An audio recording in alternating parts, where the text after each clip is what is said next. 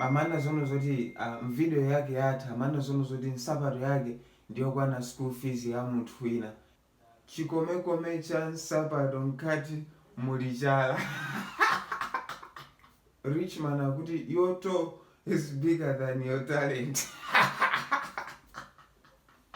Taonga kuti I love your spirit same as your finger. Rich man akuti your toe is bigger than your talent.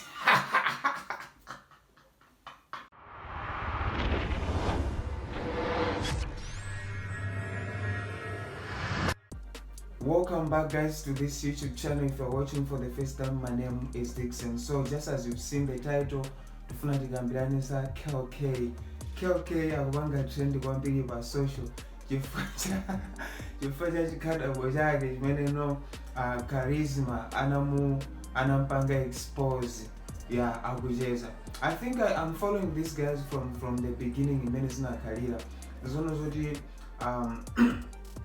charisma anayambisa kandi Kell Kay anajambula video ya charisma kumana zono zoti wavala t-shirt ya jeep ya fake komanso kabula amene wavala amene zoti kandi wankulu kandi wa fake kandi wachani komanso amana zono zoti video yake yatha amana zono zoti nsapato yake ndiyokwana school fees ya munthu wina yeti akuvala t-shirt ya fake ya 1250 Malawi kwacha zimene ndi ndama zochepa kwambiri ndamene zoti vindogula chips sungakhute.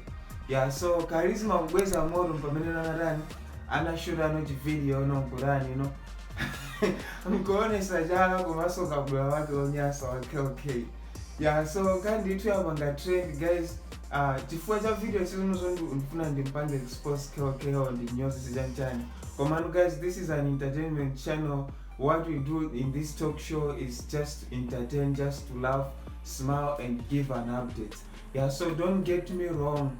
If you want to get anyone wrong, get the one who shot the video. But for me, I'm just reacting. I'm just saying what is on the ground. Because I see some people in the comment section, you are coming with your attitudes and you might hey, this and that, no, we don't want that. We're just doing here zintu za entertainment, izongo sangrasa, silu gamba mirandu, silu kunyoza mundu. So analemba post Kell Kay. He's also performing ku studio live level. I think right now he's performing.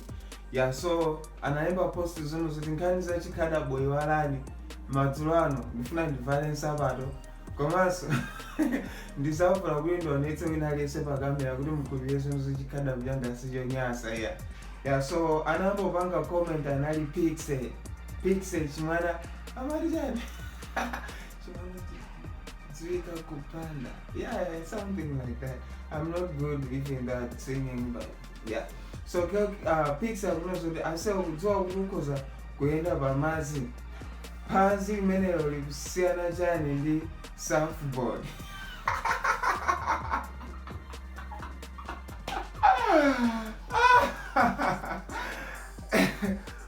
So kunasabwera so pseudo APT akunozoti amene ananena kuti chala chimodzi sichiswansabwe atiwapepesa after ataona chala chake.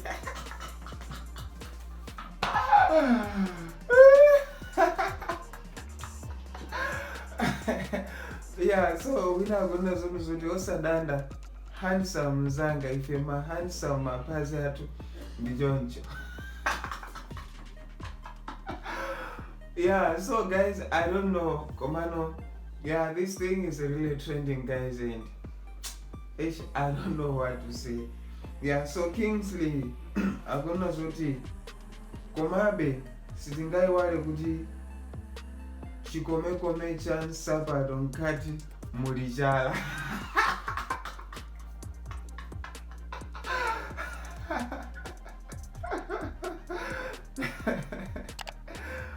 So Mona Lisa navanga reply kwa Kings akuna zoti inuyo amene yoti simutakucheza nkusaika ka laughing emoji. Emily Banda akuna zoti ngakhale ndi choncho inu mmatiyimirira olo mutaona olo mutaona ena mwaiwo nkumakunyoza ni mapazi awo ngati njira yakumdima, inu mtimapansi just cool. Yeah, so Kim Richman akuti your toe is bigger than your talent.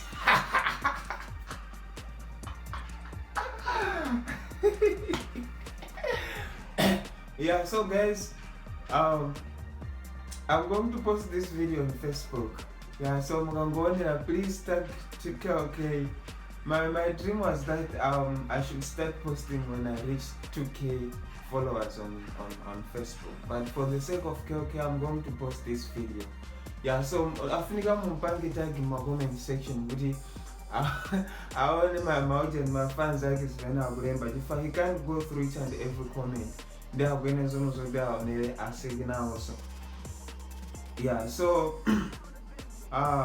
ovilela ngalawa kunozoti ofunika phazi ukalone sanso akaziwe kuti sukutekeseka. Yeah, Franka kunozoti zafikapo mutavala nsapato koma chalacho chizoonekabe.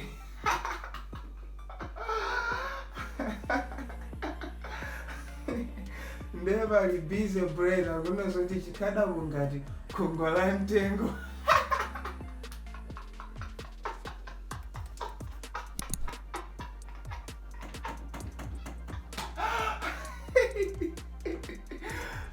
Yeah, guys, to be honest, kumalawi mkopepa kwambiri. I think we know ake analemba post amana zoti kumalawi kulibe chabuno chimene chikuchitika apart from social media.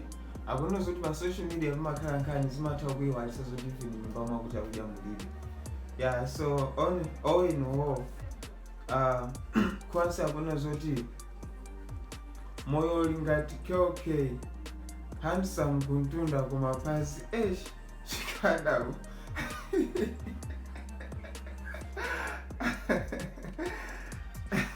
Never rina kunozoti we still love you ngakhale watu option chikadabu chako chicha. Yeah, so guys, pali ma comments ambiri unozoti sinutazonozondikuza kwawerenga banje komano I'll just gonna go through very quick. I'm not gonna laugh, I'm just gonna read them so that more valuable. Kenako Kell Kay anazalemba comment akunozoti koma chala changa chiseni guys siguno choncho. Yeah, kenako akuzalemba so yemwemwe akunozoti koma ndanyozeka heavy. Kunabwera no Joseph akunozoti chala of the week. Taonga kuti I love your spirit same as your finger. Yeah. Kenako akunozoti make sure you are clean before going outside. Akutanto zonozoti my artists, when you're going out, make sure you are clean enough. Yeah, so wina kunozoti Kell Kay kanyimbo kake aka if you stay at home but put on your shoes komanso masoko so you can defeat being mocked. Yeah, I'm in deep love with that toe finger. I'm in love with your music. Makada Bazata owns.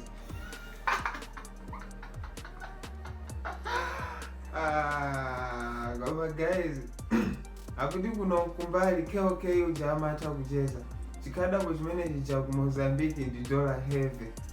Ama kuisa nchito kuweza sharks zikada uswene.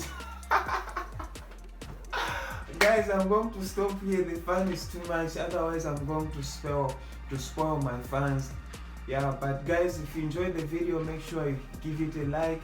And if you've not yet subscribed, make sure you hit the subscribe button and make sure you turn on post notification bell if you're watching from YouTube so that whenever I create videos, you get to receive notifications. If you're watching me from Facebook, please go ahead and subscribe to my YouTube channel. And also make sure you follow me on Instagram. If you're watching me from Facebook, from YouTube, go ahead and follow me on Instagram, but also make sure you give it a like and you also follow me on Facebook. Otherwise, cheers guys, I'll see you in the next video.